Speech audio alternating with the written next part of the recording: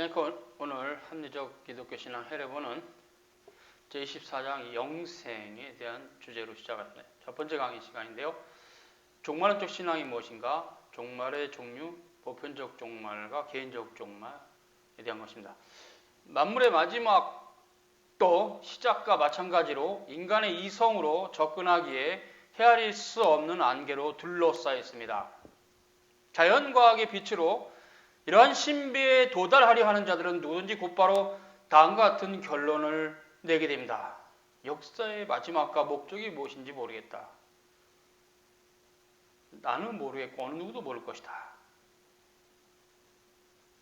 그럼에도 불구하고 이 역사의 마지막에 대해서 이 문제를 풀려고 하는 시도들이 끊임없이 있어 왔습니다. 근래 어떤 학자들은 유물론의 입장에서 인생의 종말을 말하기도 합니다.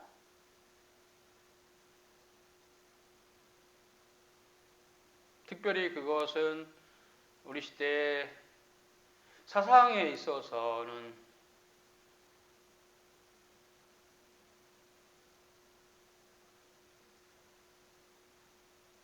칼 막스의 사상이 그랬죠. 유물론적 변증법을 가지고 헤겔의 철학을 그렇게 가져다 썼어요. 그러나 이 모든 것은 답이 되지 못하고 있습니다. 그러다 보니까 내일 죽을 것이니 먹고 마시자. 고린도전서 15장 32절 말씀처럼 이러한 식으로 종말을 접근하는 사람도 있습니다. 이러한 것은 영원한 것에 대한 헛된 것이죠. 헛된 행위죠. 불멸의 존재로서 인간에 대한 이런 사고 구조는 굉장히 위험한 겁니다. 내일 죽을 터이니 오늘 내 마음대로 살자. 악을 행하자. 이런 식의 사고 구조는 가장 위험한, 인간의 가장 기본적인 그 모습도 버리는 위험한 거죠. 내일 죽을 것이니 먹고 마시자. 그러니까 먹고 마시는 것이 삶의 목적이 되고 나머지는 거기에 다 받쳐진 거니까 기본적인 어떤 인간으로서의 어떤 도리나 이런 거 관계없다 이런 식이죠. 물질 만능주의죠. 그것은 옳지 않습니다. 성경은 분명히 인간이 죽은 이후에 하나님의 심판이 있다고 말하기 때문에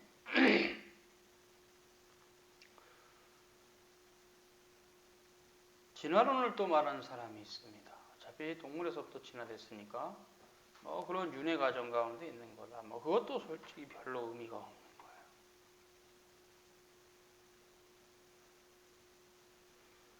그것도 그냥 마음대로 답을 낸 것입니다. 그러므로 종말에 대한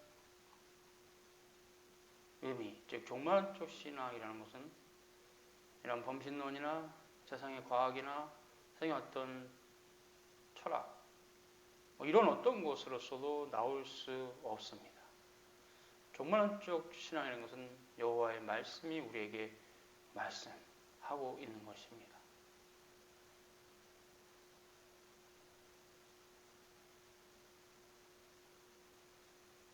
그렇기 때문에 사도 바울은 그 당시에 예수 그리스도를 믿지 않고 살던 이방인들, 그들이 이제 바울의 전도를 받고 교회로 들어왔습니다. 그래서 바울이 그 얘기를 하는 거죠. 너희가 그전에는 외인이고 세상에 소망도 하나님도 없는 자들이었다. 이제 너희가 언약의 백성으로 세례를 받고 아브라함 자손이 되었다. 이스라엘과 동일한 존재다. 이런 말씀을 통해서 종말의 신앙을 가르칩니다.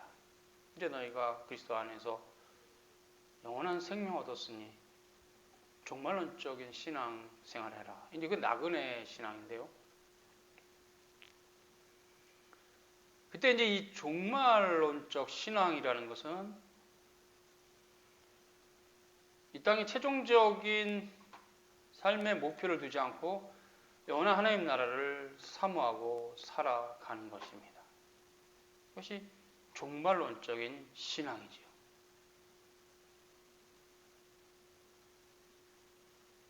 결국 이것은 태초에 하나님께서 사람을 만드셨을 때 계획하셨던 그 영원한 목적과 관계 있는 것입니다.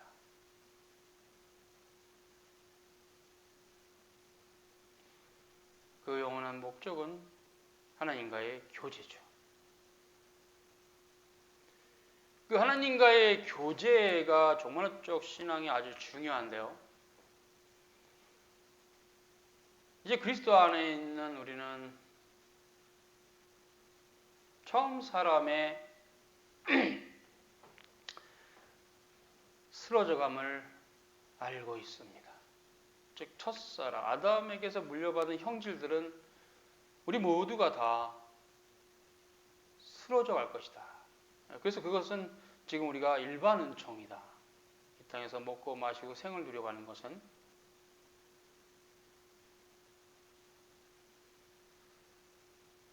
그렇기 때문에 두 번째 사람, 마지막 아담, 우리 구주 예수 그리스도 안에서 중생한 신자들은 새 사람을 입었고 새로운 피조물이며 영생을 소유했고 그리스도를 소유했으며 그렇기 때문에 결국은 그리스도 안에서 불멸의 존재가 된 겁니다. 그리스도의 연합 가운데. 그래서 이제 이 땅 가운데 소망이 없고 영원한 하나님 나라에 대한 소망이 있죠. 이것이 종말론적인 신앙입니다. 나그네 신앙이라고도 하는데, 그래서 이 종말론적 신앙은 구약 시대에도 있었어요.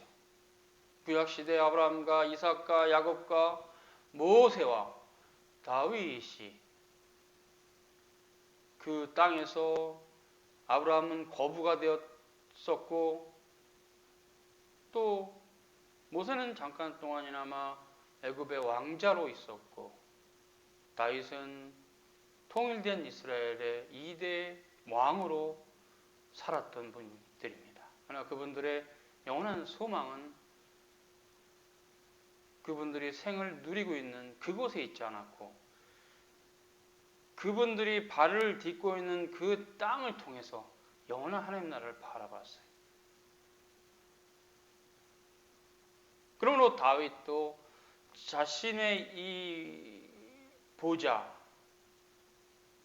바로 그 다윗의 그 왕권을 따라서 오실 영원한 메시아를 그 시편에 노래했어요. 오실 줄 믿고 찬송했어요. 아브라함도 비록 거부로 살았으나 그 땅에 자신의 관심이 있었던 것이 아니라 그것을 통해서 행하실 하나님의 뜻에 관심이 있었고 그렇게 아브라함은 믿음으로 생을 살았어요. 이렇게 아브라함과 이삭과 야곱과 모세와 다윗과 그의 모든 선지자들, 구약 성경을 기록한 모든 인물들이 그렇게 이 땅 가운데 영원한 소망을 두지는 않았어요. 그리고 그분들이 메시아의 도래를 갈망했을 때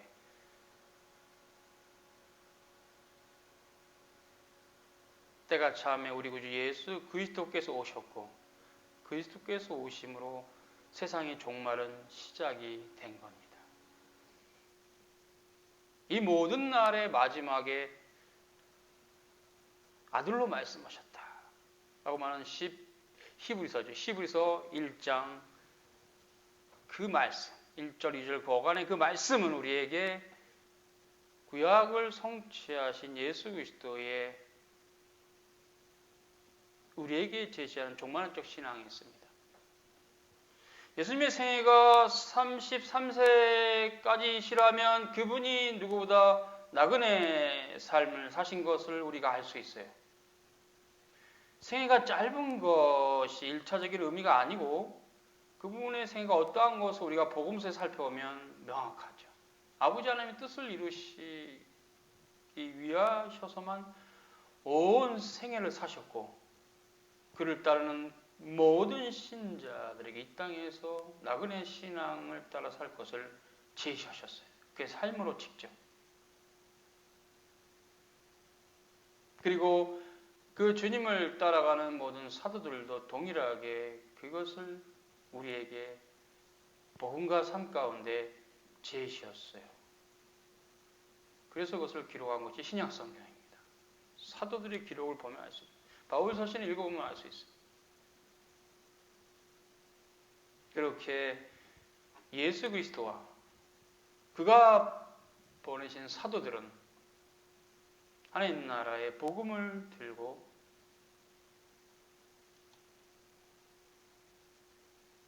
영원한 하나님 나라를 바라며 이 땅 가운데 주의 몸된 교회를 세웠어요. 왜 그럴까요? 주의 몸된 교회도 종말론적인 신앙을 가지고 가야 됩니다. 사도들의 신앙이 그렇거든요.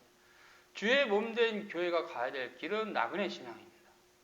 종말론적 신앙입니다. 주의 몸된 교회가 이 땅에 영원한 바벨탑을 쌓는 거 아닙니다. 주의 몸된 교회도 이 땅에 있기에 적정한 부가 필요하고 또 그것으로 교회가 또 흘러가고 또 운영이 되고 그러면 있겠지만 그것이 생애 최고의 목적이 아니고 교회에 갈 길도 아니죠. 교회가 가야 될 길은 나그네 신앙입니다. 그것은 종말론적인 신앙입니다. 영원한 하나님 나라를 제시하며 또 그 나라를 준비하는 성도로 신자들을 양육하는 것, 그것이 교회입니다. 그래서 교회가 무엇보다 종말론적인 신앙을 가진 곳입니다. 원래 그런 곳이에요. 왜냐하면 그것은 이미 이 모든 날의 마지막에 예수께서 오셨기 때문에 그 이후에 세우신 거룩한 보편교회는 시작부터 종말론적인 신앙으로 시작을 했던 것이죠. 그럴지라도 인간의 부패성 때문에 중세 로마 카톨릭도 보면 이 땅 안에 희한하게 무슨 나라를 세운 건지 교황이 최고의 자리에 서서 중세 시대를 주물럭주물럭했죠. 근데 그것은 교회가 나아갈 바는 아니었어요. 그 형태는 굉장히 왜곡되고 교회 본래 자체로부터 파괴된 형태였습니다. 아무리 봐도 종말론적 신앙의 형태가 아니었어요. 중세 시대의 교황 제도 아래서의 로마 카톨릭은.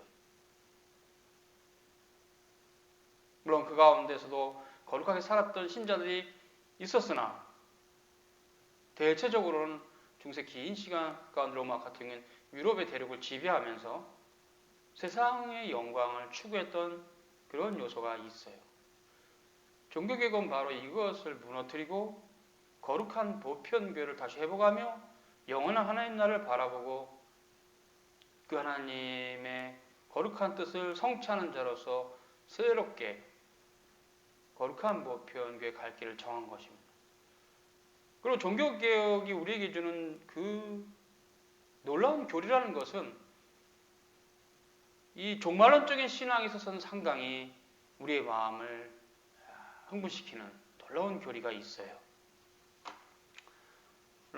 또 거기 이후의 역사를 또 얘기하면 깝깝해지는 일들이 있긴 한데 거기로부터 너무 벗어났고 이제 지금은 점점 또 이상하게 이 땅에 바벨탑을 쌓는 것 같은 교회의 모습이 있다는 것인데 그런 것도 결국 잘못 가는 것이죠.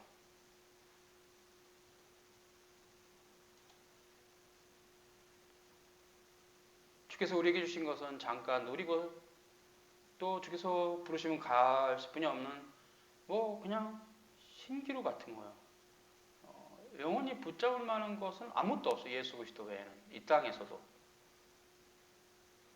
우리 구주 예수 그리스도께서 바로 종말론적인 신앙을 우리에게 보여주신 분이십니다. 그러면 이제 이 종말론적 신앙이 뭔가 우리가 이 정도 살피면 그 종말의 종류가 두 가지 있다는 것을 알 수 있는데 보편적 종말과 개인적 종말입니다. 보편적 종말은 뭐냐면 결국은 예수 그리스도께서 다시 오시는 겁니다. 이 보편적 종말은 이미 구약시대에서도 계시가 되어 있는데요. 다만 구약시대는 이 보편적 종말이 명확하게 이렇게 나누어지지 않았어요. 메시아가 오시면 모든 세상이 끝이다. 이렇게 기록했을 뿐 그 메시아의 강림이 이중적이라는 사실에 대해서는 구약이 명확하지가 않아요. 그러나 이제 주님께서 오셨고 우리를 구원하러 오셨고 십자가에 죽으시고 부활하심으로써 이 사도들은 명확하게 구약을 알았어요. 아, 이게 모호하게 기록된 이것이 주님께서 첫 번째 오심과 두 번째 오심에 대한 포괄적인 선언이었구나. 그것을 알았어요. 그래서 이 예언의 말씀이 이제 우리는 좀 두 국면으로 나눠서 해석해야 될 것을 알았어요. 그래서 사도들은 복음서에서나 또 그들의 서신에서 우리 주님의 재림을 말한 것입니다. 주님께서 재림하시면 그것이 바로 보편적 종말입니다. 그 보편적 종말은 예수 그리스도께서 재림하시는 것인데 그 영원한 때에 대한 시기는 하나님 안에서 감춰져 있습니다. 아무도 모릅니다. 그래서 미래는 주님께 달려있는 거예요. 사람에게 달려있지 않습니다.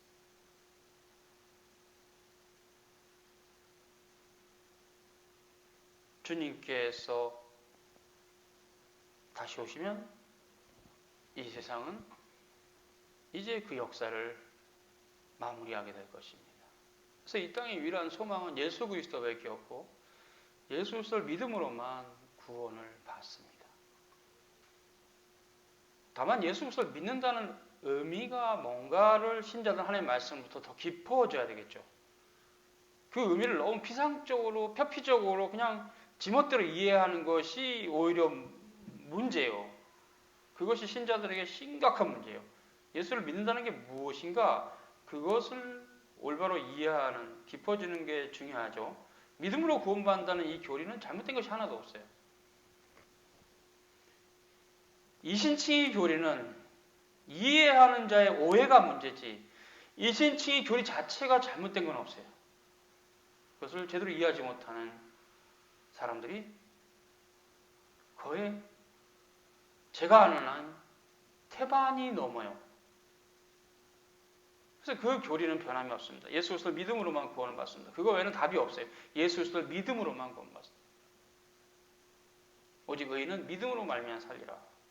그 교리는 변함이 없습니다. 그리고 이제 두 번째 종말은 개인적 종말입니다. Private Eschatology라는데 이 개인적 종말은 보편적 종말보다 시간이 짧아요. 보편적 종말은 어느 때인지 아무도 몰라요. 지금 여러분 자연의 파괴로 인해서 인간적인 두려움은 있겠죠. 그러나 보편적 종말이 언제 오는지는 아무도 몰라요. 다만 개인적 종말은 한 인생이 태어나서 이제 자라고 자신의 삶을 누리다가 마지막 누구든지 최소한이 아니죠. 거의 최대한이죠. 100년의 세월 안에 개인적 종말은 피할 수 없습니다. 그렇기 때문에 예수 그리스도의 재림이 언제일지는 우린 모르나 우리 자신이 주님 앞에 서는 날은 그렇게 멀지 않다. 각 사람이 나이를 따라서 죽는 날을 모르니까 대충 노년의 때를 기준 잡고 대충 계산이 나오지만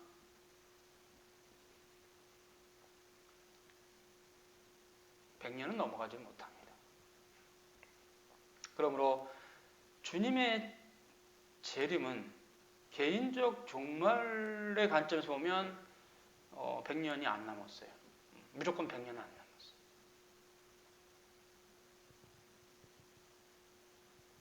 모든 사람들에게 100년 안에 개인적 종말이 있습니다. 첫사람 아담으로부터 물려받은 이 형질이 죽게 돼 있어요. 그래서 바울은 썩을 것으로 심고 썩지 아니할 것으로 난다고 말합니다. 이 썩을 것은 첫사람 아담의 것이고 썩지 아니할 것은 영원한 하나님 나라죠. 영생이죠.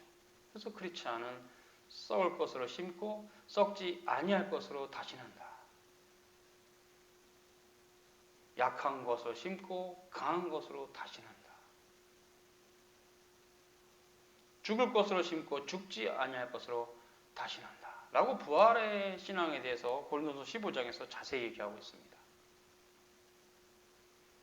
그래서 사도 바울은 그 고린도전서 15장 마지막 절에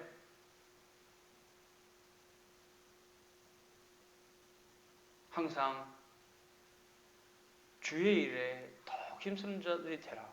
이는 너희 수고가 주 안에서 헛되지 않은 줄 아니라. 이렇게 말했던 것입니다. 그 주의 일이란 우리 주님을 알아가는 일이죠. 삶의 모든 여정이 주님을 알아가는 과정이기 때문에 그게 성화죠. 그것을 사도 바울은 말했던 것입니다. 오늘은 여기까지입니다. 수고하셨습니다.